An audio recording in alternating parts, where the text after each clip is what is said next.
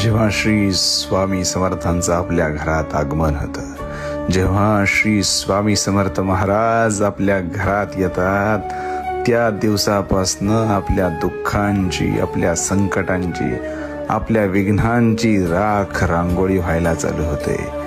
महाराज आपल्याकडे बघतात, महाराज आपल्याकडे दृष्टी टाकतात आणि सांगतात, तुझ्या मागं कोण नव्हतं, तुझ्या मागं कुणी नव्हतं, म्हणून तुझ्या घरात आलोय.